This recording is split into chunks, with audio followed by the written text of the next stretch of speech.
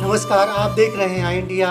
मैं हूं जयंत श्रीवास्तव। खेती किसानी के कार्यक्रम में हमारे साथ स्टूडियो में मौजूद हैं डॉक्टर दयाशंकर श्रीवास्तव जी, कृषि विज्ञान केंद्र कटिया के वैज्ञानिक। हम इनसे जानेंगे जो जैविक खेती में जो है कीट रोग और खरपतवार प्रबंधन में कैसे करें, इस बारे में डॉक्टर साहब से जानेंगे किसानों को। जी किसान भाइयों, यदि आप जैविक कृषि कर रहे हैं तो बहुत ही अच्छी बात है, क्योंकि आज के समय में जहाँ तक रासायनिक की जैसे बात करते हैं, जैसे कि जो भी किसान साथी रासायनिक कर रहे हैं, रासायनिक के दुष्प्रभाव को आप भली भांति परिचित हैं कि उसके प्रकार से किस प्रकार से स्वास्थ्य को लेकर के एक बहुत बड़ा संकट खड़ा हो रहा है, साथ ही साथ पर्यावरण को लेकर संकट हो रहा है। ऐसे में जो किसान जैविक कृषि की ओर अपना रहे हैं या आगे बढ़ने के लिए सोच रहे हैं, तो मैं उनसे शुभकामनाएं देता हूं और मैं पूरे विश्वास के साथ कहता हूं कि जैविक कृषि में किसी भी तरीके की कोई समस्या नहीं है।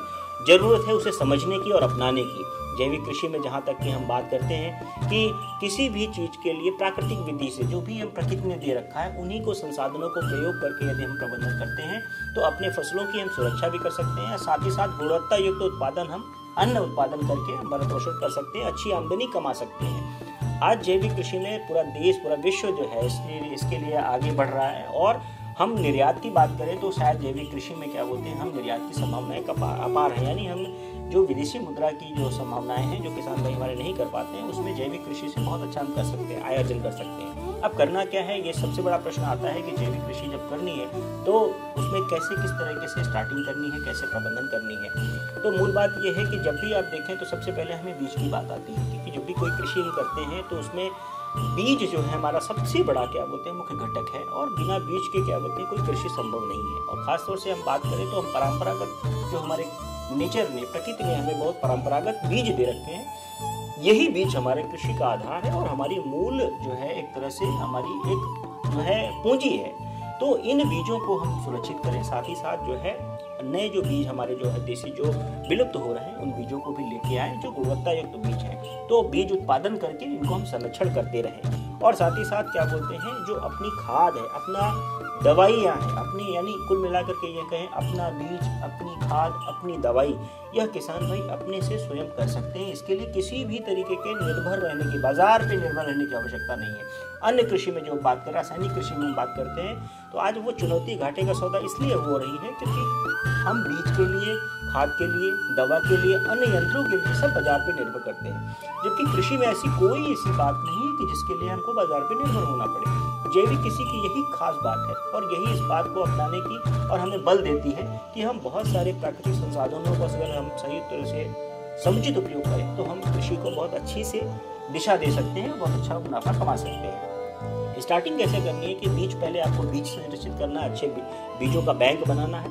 साथ ही साथ अपनी खाद के लिए मूल बात होती है कि जो पोषक तत्व है। अब लोग कहते हैं कि जैविक खेती में उत्पादन घट जाता है। उत्पादन इसलिए घट जाता है कि जो आपकी उसकी पोषक की आवश्यकता, जो उसका पोषण है, जो उसकी मांग है, जो उसकी खुराक है, वो हम नहीं दे पाते हैं। यानी जैसे हम धान की बात करें तो 120, 60, 40 जैसे एनपीके उसको देना, उसके बाद माइक्रो न्यूट्रिएंट उसमें देने हैं। यदि इन्हीं को हम जैविक रूप में अगर उपलब्ध करा दें तो शायद निश्चित तौर पर उत्पादन नहीं घटेगा। तो हमें कुल मिलाकर के उनकी आवश्यकताओं को पूर्ण करने के लिए हमको विभिन्न स्रोतों का सहारा लेना पड़ेगा। रसायन में केवल एक स्रोत है, गिना चुना स्रोत है, लेकिन जैविक विधि में अन्य स्रोत हमको लेने पड़ेंगे। जैसे कि अगर हम खाद की बात करें, देसी खाद में बात करें, जैविक अगर हम बात करें तो उसमें हम गोबर की खाद है, केचुआ की खाद है, हमारी जो है बायोडायनेमिक जो कृषि से जो है हमारी जो खादें उत्पन्न होती है, BD 501, BD 502, और साथ ही साथ जो है हमारा जो एजोला है, इसमें हम मुर्गे की खाद, इसमें हम जो है बकरी की खाद,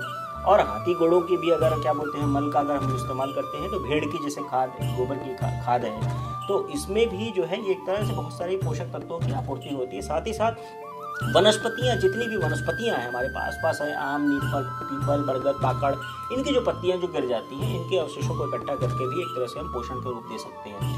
अब बात करें दूसरे अपघटकों की, तो उसमें साथ ही साथ जो है जो जैव उर्वरक की बात करते हैं तो उसमें एजिटोबैक्टर है, टीएसबी है, केएसबी है, जिंक सॉल्युबलाइजिंग बैक्टीरिया है, बायो एनपीके की हम बात कर लें, नीलहरी शैवाल की बात कर लें, हम डिकम्पोजर की बात कर लें, ये बहुत सारे जो है जो जैविक अवयव आदान हैं, इनसे हम राइजोबियम की बात कर लें, इनसे हम क्या बोलते हैं प्रकृति के द्वारा जो है, जो प्रकृति में जो है जो चीज़ें अघुलनशील अवस्था में मौजूद है या वातावरण में मौजूद है, इसको हम लेकर के प्रबंधन कर सकते हैं। साथ ही साथ जो प्राकृतिक कृषि की भी बात हो रही है, उसमें भी जीवामृत है, बीजामृत है, पंचगव्य है, दशपर्णी है, इनका भी प्रयोग कर सकते हैं।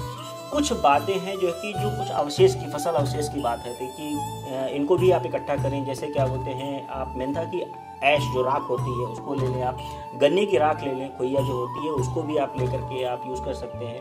साथ ही साथ जो है जो अंडे के छिलके होते हैं उनको भी आप यूज़ कर सकते हैं। जो आपकी हड्डी का चूरा है उसको भी आप यूज़ कर सकते हैं। साथ ही साथ जो है जितने फलों के जो है जो आपके मार्केट में आप देखते हैं, गर्मियों के समय में आप देखेंगे तो फलों के जो जूस प्रतिदिन जूस बनाते हैं, तो उस जूस का अवशेष भी क्या बोलते रहता है, उसका भी आप यूज़ कर सकते हैं। मंदिरों में यदि आप देखें तो बहुत सारे फूल हमको प्रतिदिन क्या बोलते हैं मिलते हैं, जो चढ़ने के बाद जो है बेकार हो जाते हैं, तो उनको आप यूटिलाइज करके ऐसे न्यूट्रिएंट सप्लीमेंट ले सकते हैं। तो ये तरह से विभिन्न प्रकार के आप घटक हैं कि जिनको कि आप न्यूट्रिएंट सोर्स के रूप में आप ले करके अपने फसलों में पोषक तत्व प्रबंधन कर सकते हैं। अब बात आती है कीट रोग प्रबंधन की। कीट रोग प्रबंधन में आप देखें तो मेन बात है जैविक में कि अपने फसल के खेत की साफ सफाई आपको सही से रखनी है खेत की, और फसल चक्र अपनाते रहना है। एक फसल जो जिसमें सब्जी बोई, आपको दोबारा सब्जी नहीं बोनी है।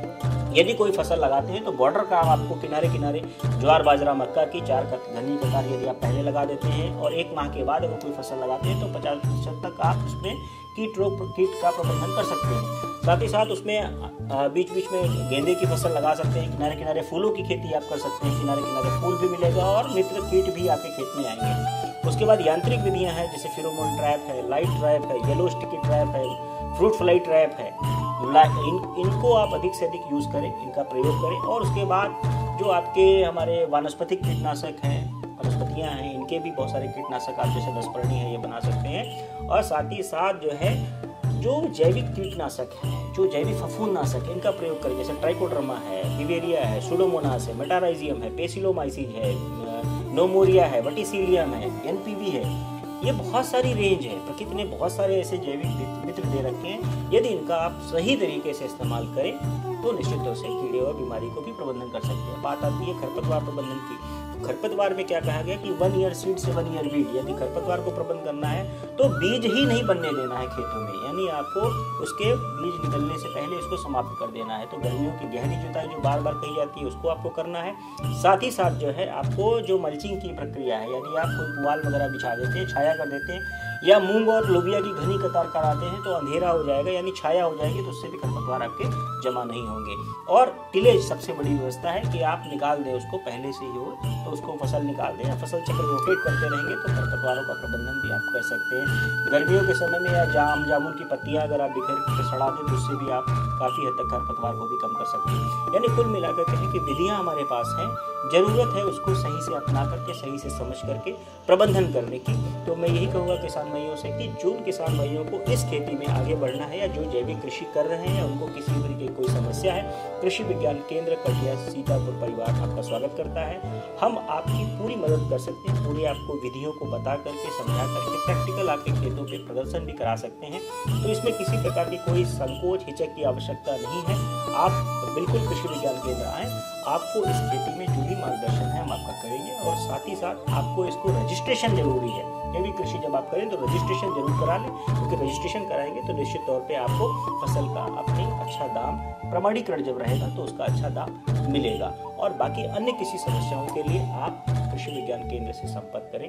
हम आपका हर एक समस्याओं के समाधान के लिए तत्पर हैं, तैयार हैं। और आप किसी भी समय किसान टोल फ्री नंबर पे भी आप बात कर सकते हैं, या कृषि विज्ञान केंद्र में, या आप कृषि विभाग के किसी भी अधिकारी कर्मचारी के संपर्क में रहकर के भी जानकारी प्राप्त कर सकते हैं। यानी कुल मिलाकर के ये कहें कि आप यदि सजग हैं, रुचिकर हैं, आप आगे बढ़ना चाहते हैं तो आपके लिए जैविक खेती बहुत ही अच्छा सुधार आवश्यक है। इसमें आगे बढ़ें और अधिक से लाभ कमाएं। अभी आपने देखा कि डॉक्टर साहब ने जैविक खेती के बारे में आपको बताया है, और आगे भी आप नई जानकारियों के लिए, खेती किसानी से जुड़ी नई खेतों की जानकारी के लिए आप हमसे जुड़े रहिए। मैं आपको अगले हफ्ते में फिर किसी नए कार्यक्रम के साथ मिलेंगे। इसी के साथ हमें इजाज़त दीजिए। डॉक्टर साहब नमस्कार।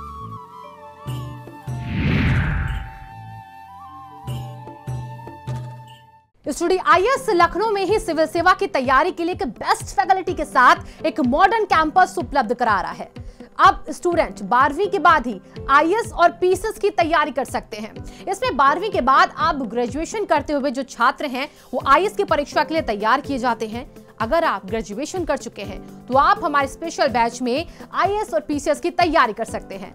स्टूडियो आईएएस स्टूडेंट के रहने और खाने की व्यवस्था भी उपलब्ध कराता है, जिससे वो अपना पूरा समय सिर्फ पढ़ने के लिए यूज कर सके। अधिक जानकारी के लिए आप कॉल करें 9517171733 पर। खबर आपकी, नजर हमारी। देखते रहिए आई इंडिया।